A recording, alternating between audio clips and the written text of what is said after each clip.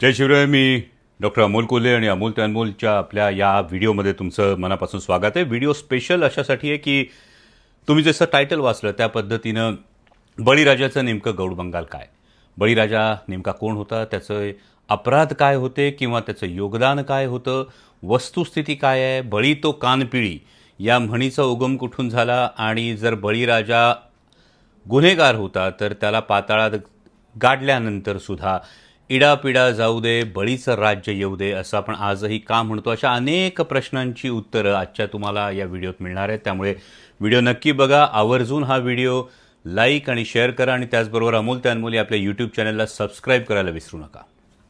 तर सुरुवात करूया. स्टार प्रवाहावर येणाऱ्या मी सावित्रीबाई ज्योतिराव फुले या मालिकेमध्ये धर्मसभेसमोर महात्मा ज्योतिराव फुले यांचा निवाडा हा गेल्या काही एपिसोड्समध्ये पार पडला. तुम्ही जर हे एपिसोड्स पाहिले नसतील तर हे एपिसोड्स जिओ हॉटस्टारवर सुद्धा उपलब्ध आहेत. हे आवर्जून बघा. दररोज संध्याकाळी 7:30 वाजता स्टार प्रवाहावर मी सावित्रीबाई ज्योतिराव फुले ही मालिका पाहायला विसरू नका. जे पाहत असतील त्यांच्यापैकी अनेकांनी हा खरं तर प्रश्न विचारला.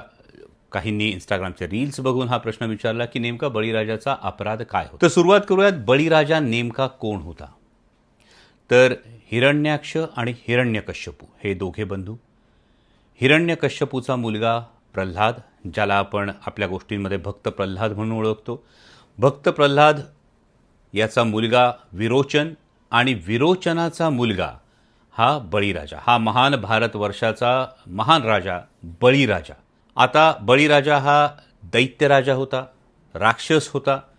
पण महात्मा ज्योतिराव फुले त्यांच्या एका ग्रंथामध्ये या सगळ्याची चिकित्सा करतात, मीमांसा करतात आणि तो ग्रंथ म्हणजे हा आहे गुलामगिरी.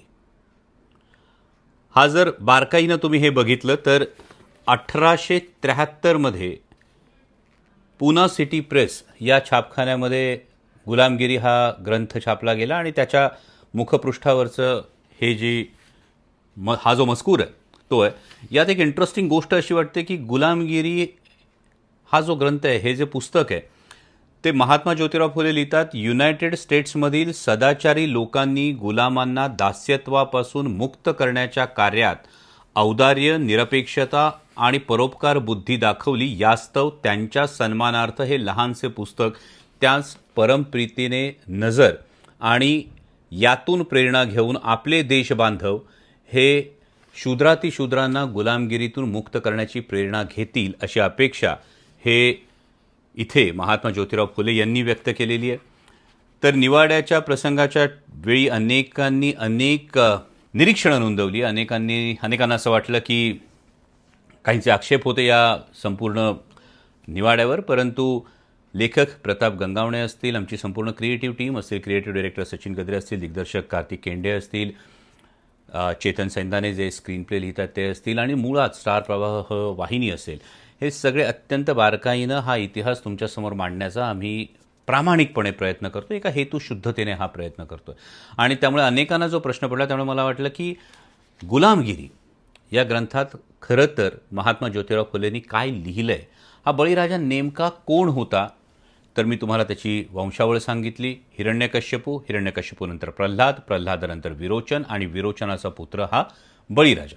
तर आपल्याला पुराणामध्ये काय गोष्ट सांगितली गेली, म्हणजे विष्णूनं वामनाचा अवतार घेतला आणि बटू वामन हा दान मागण्यासाठी बळीराजाकडे गेला. त्यामध्ये वामनानं 3 पावलं भूमिदान मागितली. बळीराजानं त्याला होकार दिला आणि वामनानं विराट अवतार धारण केला. एका पावलात त्यानं संपूर्ण पृथ्वी पादाक्रांत केली, दुसऱ्या पावलात त्यानं संपूर्ण आकाश पादाक्रांत केलं आणि तिसरं पाऊल कुठे ठेवू म्हटल्यानंतर त्यानं ते बळीराजाच्या डोक्यावर ठेवलं आणि बळीराजाला पाताळात गाडलं. ही तुम्ही मी आत्तापर्यंत ऐकलेली ही गोष्ट. पण बळीराजाला पाताळात गाडण्यासारखं बळीराजानं नेमकं काय केलं होतं? म्हणजे तुम्ही हा सीन तुम्हाला आठवत असेल, पुन्हा एकदा आठवण करून देतो. हा धर्मसभेतला निवाडा संपताना महात्मा फुले धर्मपंडितांना एकच प्रश्न विचारतात, तो हा, आणि इडापिडा जाऊ दे, बळीचं राज्य येऊ दे असं ज्याच्या बाबतीत आम्ही म्हणतो त्या महान बळीराजानं केलेला फक्त एक अपराध सांगा. जर तुम्ही तो सांगितला तर मी प्रायश्चित्त घ्यायला तयार आहे. बळीराजाचा अपराध सांगा. खूप आहेत.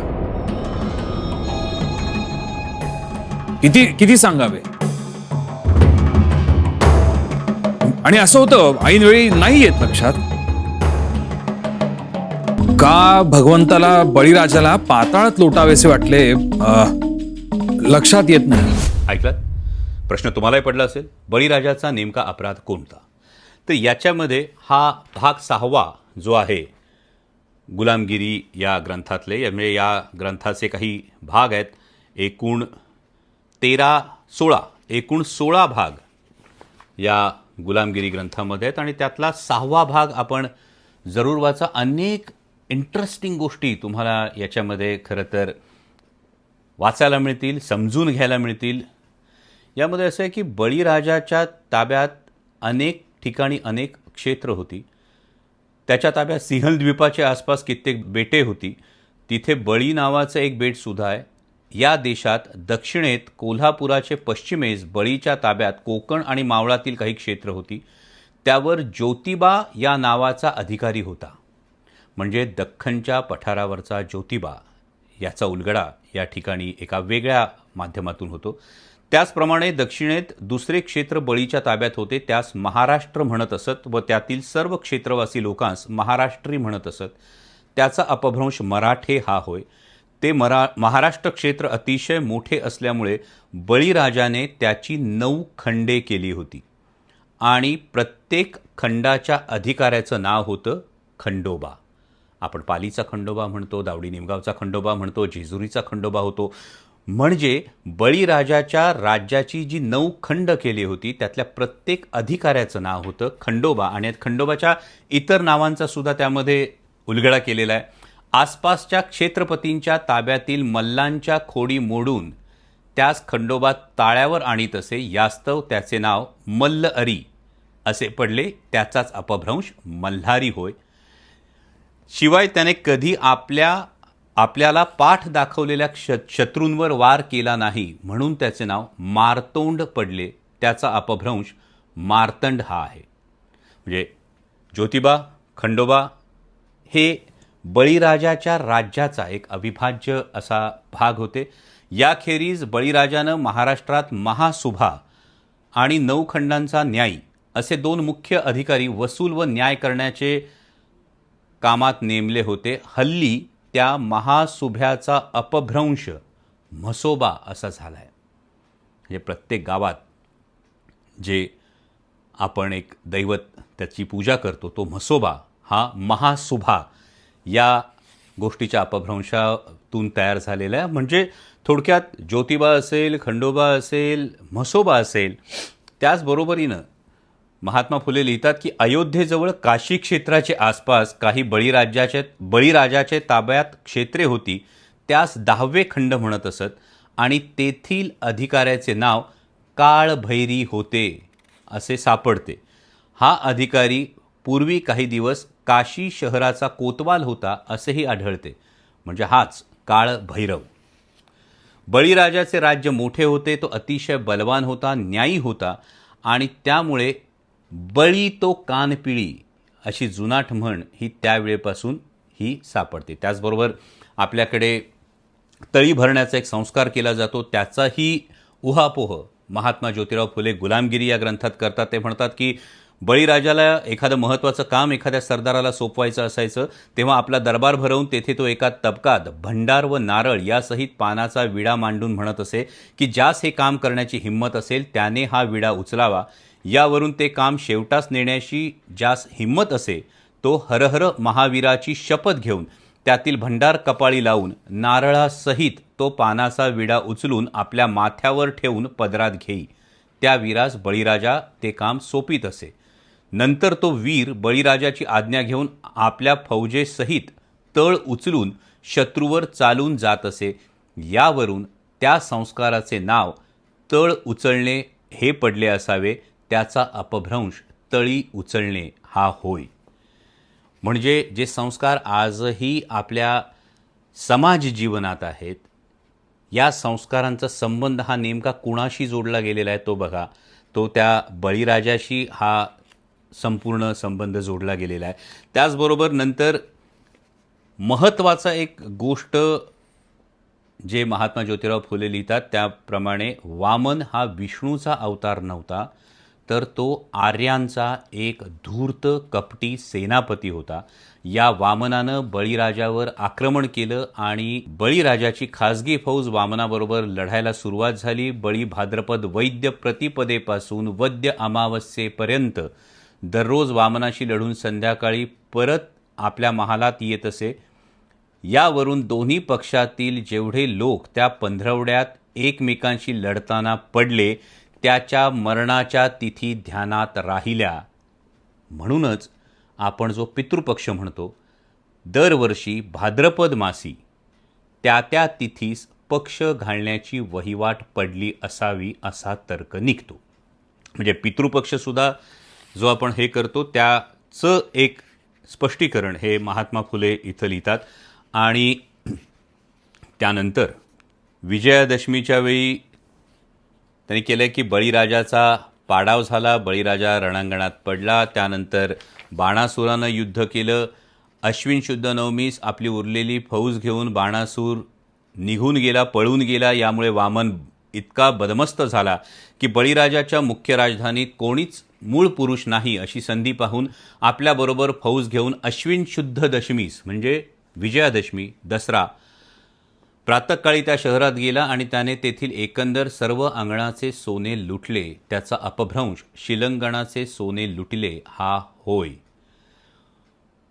पुढे वामन घरात शिरतेवेळी त्याच्या स्त्रीने पूर्वी एक कणकेचा बळी थट्टेनं घरात करून ठेवला.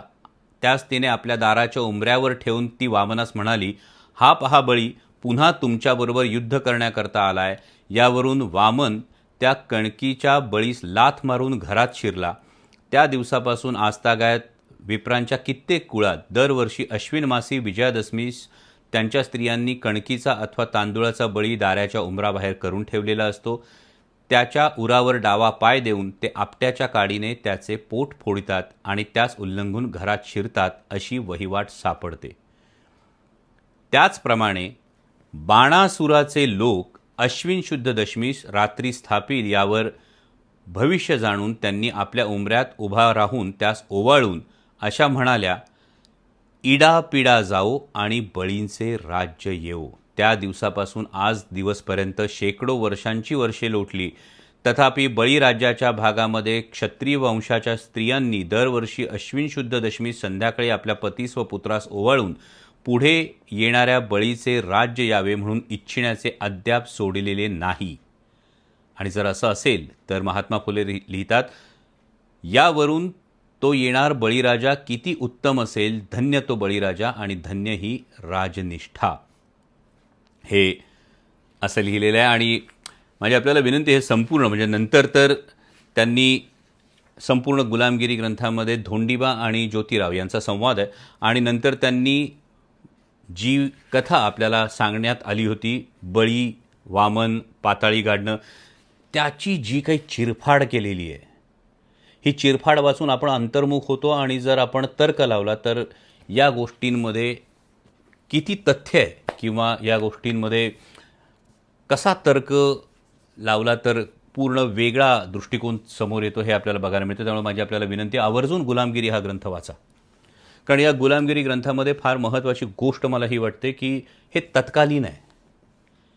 दोन गोष्टींसाठी जरूर वाचा की जर ही मानसिक गुलामगिरी आत्तापर्यंत आपल्यामध्ये असेल तर या गुलामगिरीला झुगारून देण्याची ताकद हा ग्रंथ आपल्याला देतो. आणि दुसरी गोष्ट, माणूस म्हणून म्हणजे 1873मध्ये गुलामगिरी हा ग्रंथ महात्मा ज्योतिराव फुले यांनी लिहिला होता. मी तुम्हाला जे पुस्तक दाखवतो हे मधुश्री पब्लिकेशनने महात्मा ज्योतिबा फुले यांचं निवडक वाङ्मय जे प्रकाशित केले त्यातून वाचून दाखवलं. परंतु 1873मध्ये असलेला हा ग्रंथ त्यावेळी माणूस म्हणून आपण नेमकी काय प्रगती केली आहे आणि ही प्रगती आपल्याला अशीच ठेवायची आहे. ही मानवता, या मानवतेचा जो एक सर्व जाती धर्मांमध्ये असलेला या मानवतेचा जो एक हुंकार आहे, हा मानवतेचा हुंकार आपल्याला जपायचा आहे. यामध्ये हा ग्रंथ वाचून कुणाचा द्वेष करणं किंवा कोणाला टार्गेट करणं हे अजिबात करू नका, कारण ते अभिप्रेतही नाही. परंतु महात्मा ज्योतिराव फुले यांनी जो मानवतेचा उद्गार, मानवतेचा हुंकार या मातीत रुजवला, जागवला, तो हुंकार समजून घेण्यासाठी आणि आजही केवळ कपोल कल्पित कथांवरून आजच्या काळात त्याला नॅरेटिव्ह म्हणतो. आपल्या व्हॉट्सअपवर अनेक वेळा ते आदळत असतं. या नॅरेटिव्हपासून स्वतःचं संरक्षण करायचं असेल तर खांद्याच्या वर देवानं एक डोकं दिलं आहे, त्या डोक्यामध्ये एक मेंदू दिला आहे. त्या मेंदूचा तर्कसंगत जर विचार केला तर एक गोष्ट आपल्या मेंदूवर कोरून घ्या की माणूस हा धर्मासाठी नाही तर धर्म हा माणसासाठी असतो. आणि त्या माणसाचा सर्वात महत्त्वाचा गुण आहे मानवता. ही मानवता जपूयात, ही मानवता वाढवूयात.